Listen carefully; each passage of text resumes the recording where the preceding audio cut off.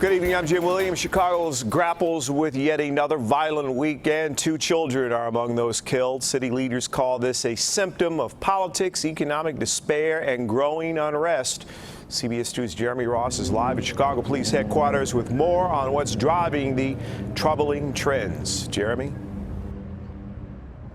And Jim, the Chicago Police Department following up on many of those high-profile cases at this hour. The police union telling us it is getting more and more difficult to solve those cases due to growing community distrust. And the challenges don't stop there. We should be outraged as a city.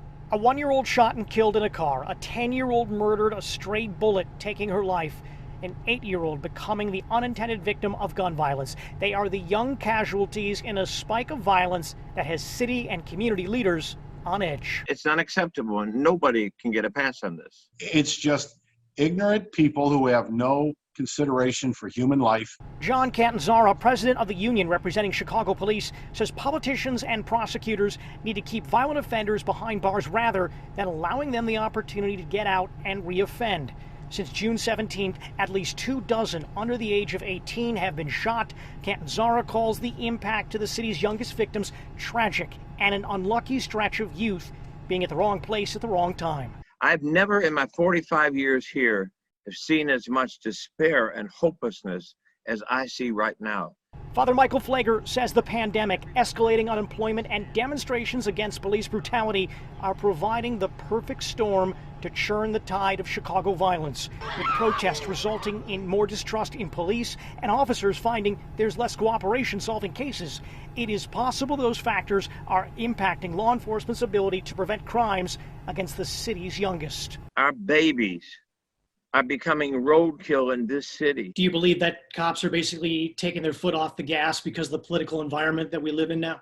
I wouldn't say taking their foot off the gas. I would say thinking twice. We're holding in this country, trying to hold bad police responsible and bad actions responsible. But that does not give a right for somebody to say, I'm going to sit back because we're under the microscope right now. When you have the mayor calling for officers to be fired, or they're maybe saying something they probably shouldn't, or flipping somebody off, what do you think an officer on the street who sees somebody who knows who always has a weapon and is standing there holding his side, do you really think he wants to get out of the car and start a chase? Because God forbid it turns into a shooting. We understand that it's a difficult job. There's a whole lot of people. Growing up black in America is a difficult job. If the violence is bad now, what's going to happen during the 4th of July weekend? I am so frightened about what could happen that weekend and what could happen this summer. I hope, like we've done sometimes in the past, there is a large effort this week to start locking up all the people we know routinely are out there with weapons, minor warrants,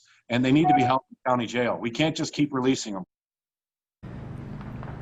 As for the recent violence against those young victims, several groups have stepped forward, offering up tens of thousands of dollars for information leading to the arrest and conviction of the shooters responsible. The hope is that cash will allow witnesses to come forward.